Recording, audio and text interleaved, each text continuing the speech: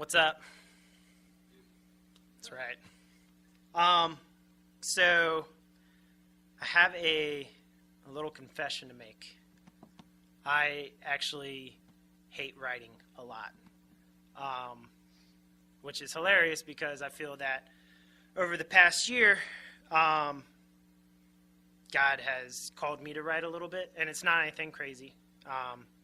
Whether it's just a little post here and there on Facebook or Instagram, or writing some articles for Infuse, or even writing some articles for weightlifting, which I do believe God has put his hand in a little bit. I don't like writing, but somehow it keeps coming around to it, so I'm going to keep doing it. But one of the things I like to do when I write about weightlifting is I like to write about what I've learned from certain Rocky movies. That's right. We got a Rocky lover back there. And I know I got one right there, too. So today, we're going to talk about what I learned from Rocky 3, because I learned something from it. Whoa! I'm going to have to ask you to leave now. Okay. The main thing, I just want to focus on one aspect of the movie. Rocky is wanting to fight Clubber Lang, and before I really get into this, I'm not going to do anything crazy like Kyle does with these parallels and stuff like that. I don't know how he does that and how he can, but I'm just taking one little piece and I'm running with it, okay? But Rocky wants to fight Clubber Lang, and Mickey is trying to talk him out of it, and at one point, Mickey says to Rocky, he says, but then the worst thing that happened, But then the worst thing happened that could happen to any fighter. You got civilized. And really, when we think about it, in our walk as Christians, followers of Christ, we face this same dilemma. We get to a certain point, and we go from this uncivilized, burning passion follower of Christ, and we become too civilized. And when you think about it, Christ's name his name is in a religion that bears his name, but it's lost. And I mean that as a whole, as everybody who calls themselves Christians, and also inside this room and churches alike. We get to certain points and we lose the name of Christ. I want to tell you two stories, one of a boy and one of a supposed man. There's a boy about 8 or 9 years old. He's at school, I want to say it was late November, early December, coming close to Christmas. And he's very early on with his walk with God. And the girl he had a huge crush on in, I think it was 4th grade, said, I just love December. You know why, Coard? Oh, yeah, by the way, these stories are about me. You know why, Coard? And I'm like, why? She goes, because it's Christmas time. Don't you just love Christmas? And I was like, ooh, I know what I got to do. And I said, Christmas is a sin. Just like that, totally ruined any chances I had with this girl, which, I think worked out pretty well. But I had no fear in that moment. I was like, got to do it. Got to support God. Got to show my love. And then we want to fast forward to this supposed man. Can't remember exactly what it was, but just a social environment. A lot of different people that I had no clue who they were. And I was talking to some guy. And he asked me, he said, we were talking about music. And he goes, what type of music do you like? What do you listen to? And I was like, I like all kinds of music. I listen to anything, which is very true. I don't have very hard preferences or anything like that. But I said, but what I listen to mostly, and I paused for a second, and then I said, I like to listen to, like people like Dean Martin and stuff like that. And I left it at that, which wasn't necessarily false. But I knew deep in my heart, the thing that I listen to every day is Christian music. And I'm not saying Christian music, listening to it makes you an amazing Christian or anything like that, but I knew if I had said that in that situation, it would have labeled me as a Christian, and I would have maybe had to talk about God and Christ. And for whatever reason, I didn't want to get put in that awkward situation, be it I just didn't want to be awkward in that situation, or I was afraid that it would become this big conversation that leads into an argument, or if I was just afraid it was going to fall on deaf ears. But in that moment, I was civilized.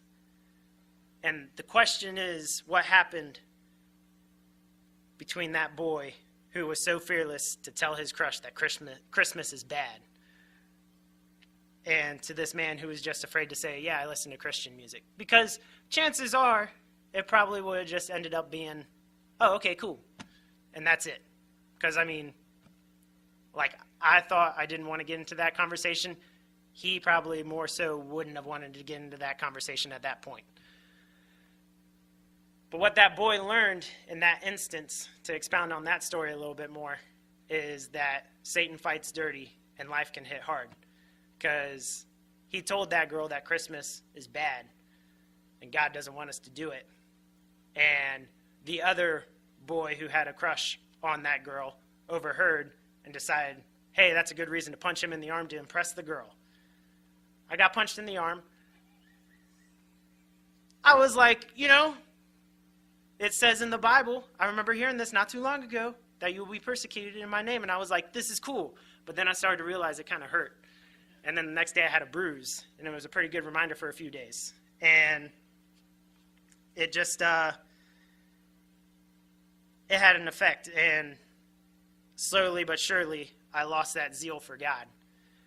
And, sometimes we have it when we go into certain situations, but then the other times we don't. And we need to get to the point where we're always uncivilized, willing to say the thing that will put us out there and answer God's calling for us, instead of getting to those situations where we think God is calling us, but we don't like. So instead we just call out, God, Jesus, where are you?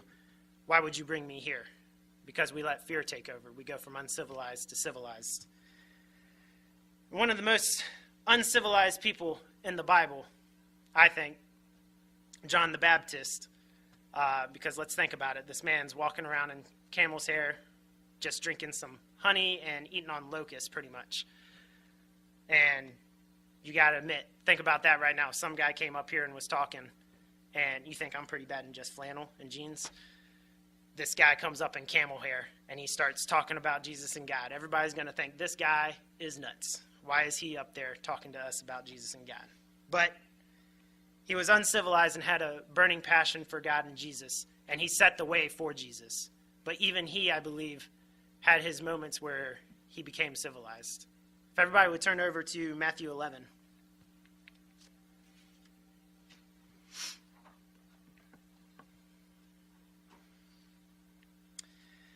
And starting in verse 1, it says, Now it came to pass when Jesus finished commanding his 12 disciples that he departed from there to teach and to preach in their cities.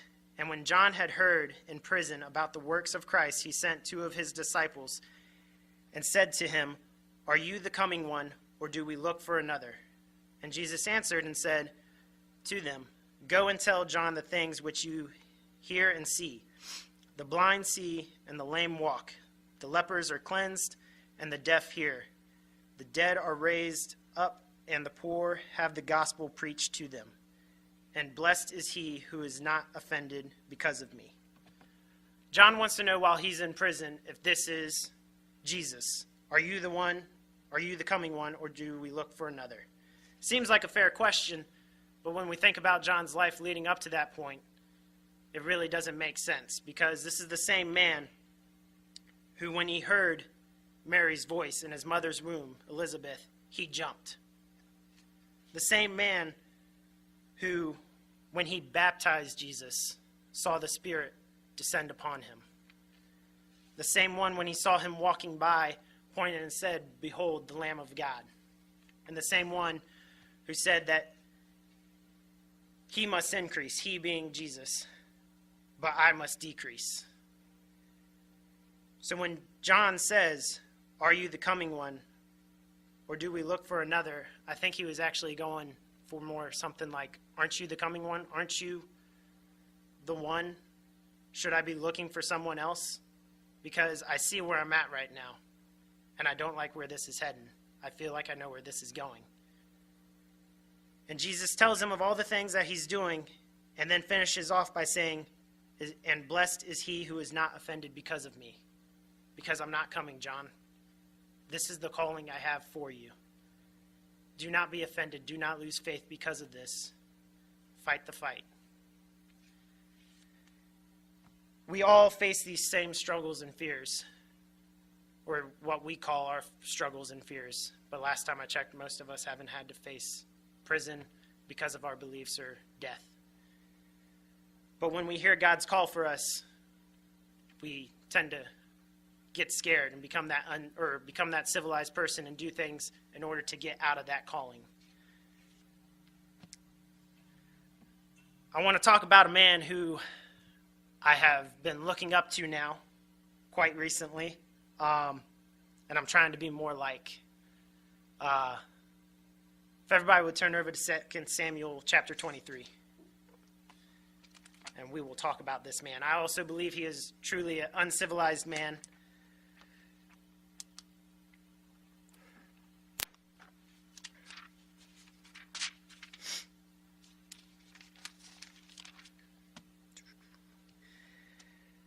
And we're going to go to verse 20.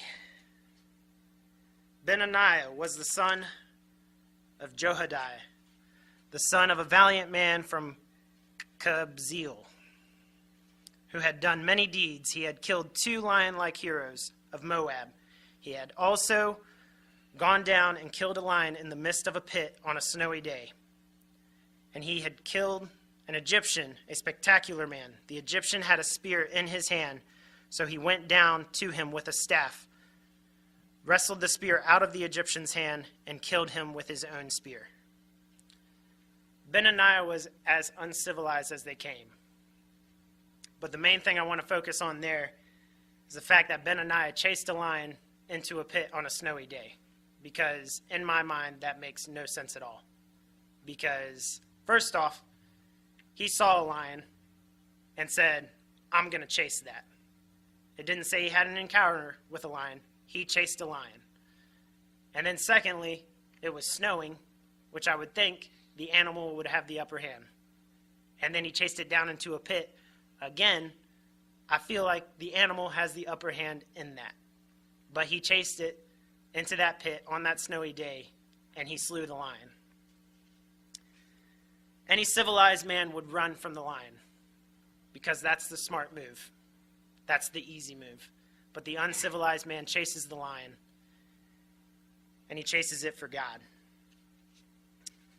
And when we chase that lion, we have these different circumstances in life, God's callings for us, that we're supposed to go and chase that lion. And when we go to chase that lion, the only way to do it is just through faith. And the funny thing is, me and my dad have had this conversation several times before, and we talk about what the difference is between us nowadays and those who we read about in the Bible. Because those in the Bible seem like they've done all these great, wonderful things, like kill a lion in a pit on a snowy day. But we just kind of, go about our business. And nothing really, you don't see these miracles and these great, wondrous works of God anymore. And I think part of it is, like we've talked about, is the difference between having knowledge and having faith. The disciples are a prime example of that because they didn't quite understand the timeline of what was going on. But they had this amazing faith that allowed them to go do wonderful things for God and Jesus.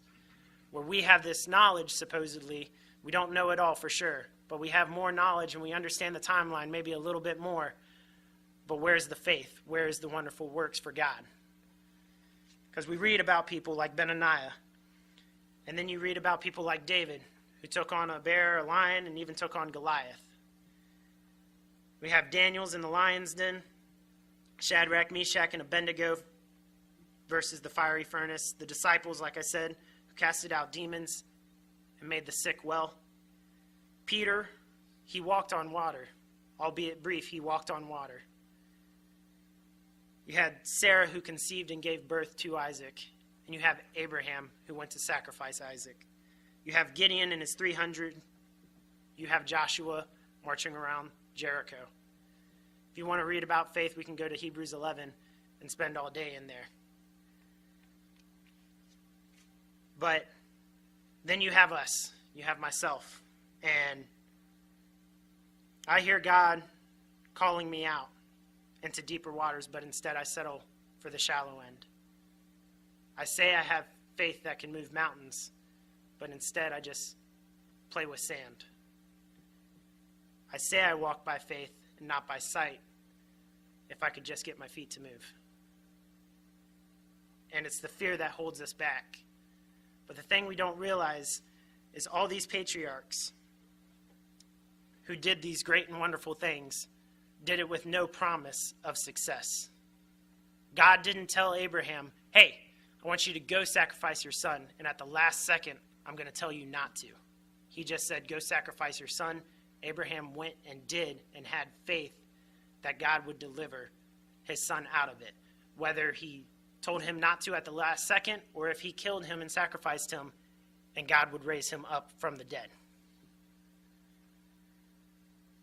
They did all this in faith with no guarantee of success. So when we answer God's calls, there will be defeats, there will be failures, there will be bumps and bruises, and there may be even death. Like I had said, Peter walked on water. It was for a brief moment, but he walked. And that's more than any of the other disciples on the boat could say. And Lord knows none of us have walked on water, even though I have tried. I remember several times when I was a young kid at my mama's house, and I'd just get out of the pool, and I'd look at the water and be like, okay, I'm going to walk on water. And I'd go try to walk on water, and I'd fall. I'd sink right to the bottom. But I was probably closer to walking on water than I am right about now. You look at Stephen when he answered God's call, and it led to his death. John the Baptist died in prison, beheaded. You look at Jesus when he answered his call, which led to his death, but he saved the world through it.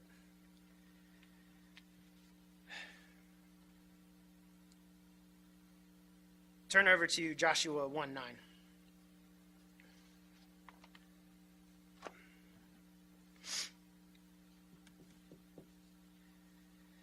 In there, we all familiar with this verse, but it says, have I not commanded you, be strong and of good courage. Do not be afraid nor dismayed, for the Lord your God is with you wherever you go. Have I not commanded you, be strong and of good courage. Wherever you go, even if it's to a pit on a snowy day, whether it's to victory or defeat, God will be with you no matter what. So we have no fear. We answer God's call, and we chase that lion with no fear because we know God is going to take care of us no matter what. Even in death, we have victory. So it's important. We must be uncivilized. We must answer God's call and show God and show Jesus through our actions and not worry about what the outcome must be or will be.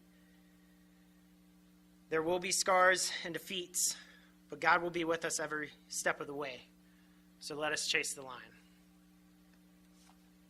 That's all I got. But I want to expound on chasing the lion a little bit more. Like I said, Ben Anaya is the man I'm trying to be like a lot lately because it's funny.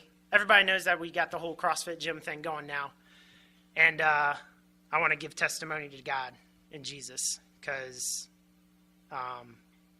they are wonderful.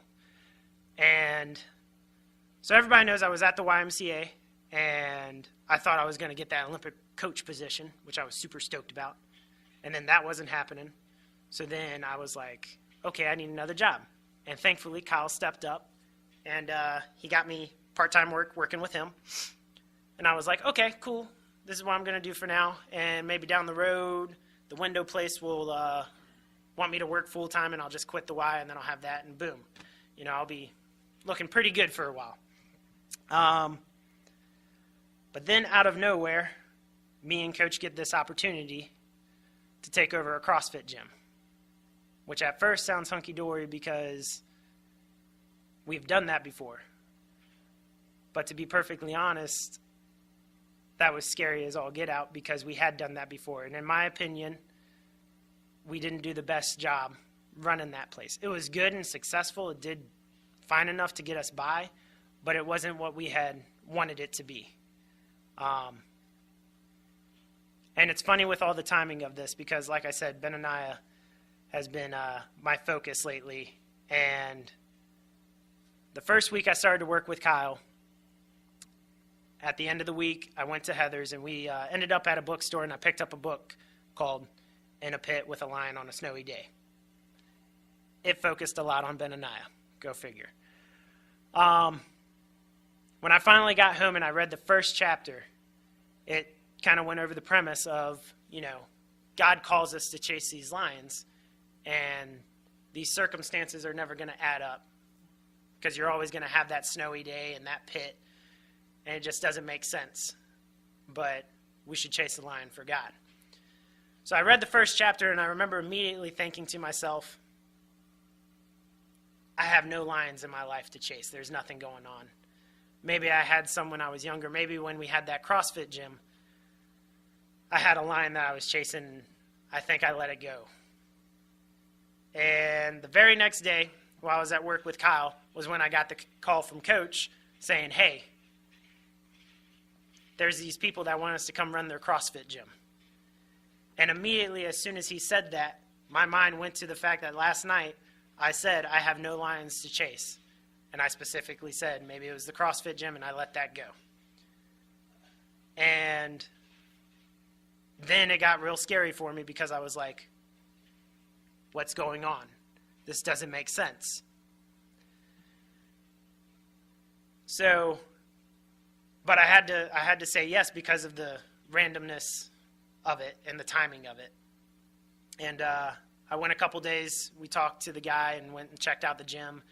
And then over the weekend, I was reading the book again and got to the end of the chapter. And typically I read a chapter and try to reflect on it and stuff like that. And then all of a sudden this thought in my head popped in, and I was like, what am I thinking? The safe move is to keep the jobs I have right now because there's no guarantee with this CrossFit gym. I just need to keep the jobs I have right now because that's the safe bet. And I turned the page, and it said, playing it safe is risky too, for the next chapter. And at that point, I was completely humbled and amazed because God could not have brought that book into my life at any better time. And the timing of everything that happened with the first chapter, and then the very next day, I see this opportunity. And then I'm starting to think to myself, I need to get out of this because this is way too risky. And then the next chapter, it says, playing it safe is risky too. And after that, I was 100% in. I went, unfortunately, sorry, Kyle. I turned in my 2 weeks notice there. And then I went about a week working at the gym and quickly realized that I wasn't going to be able to pursue this properly and work at the YMCA too, so I turned in my 2 weeks notice there. Last week was my last week there. And it's just the fact that when we see these opportunities, we have to chase them 100% without fear and just lean upon God for all this. Because no matter what, I don't know what's going to happen with this gym. It could fall flat on its face, but me chasing it is going to unlock God's true potential for me. So when we chase these lions, don't focus on the lion, focus on our God and our deliverer out of these. And chase the lion.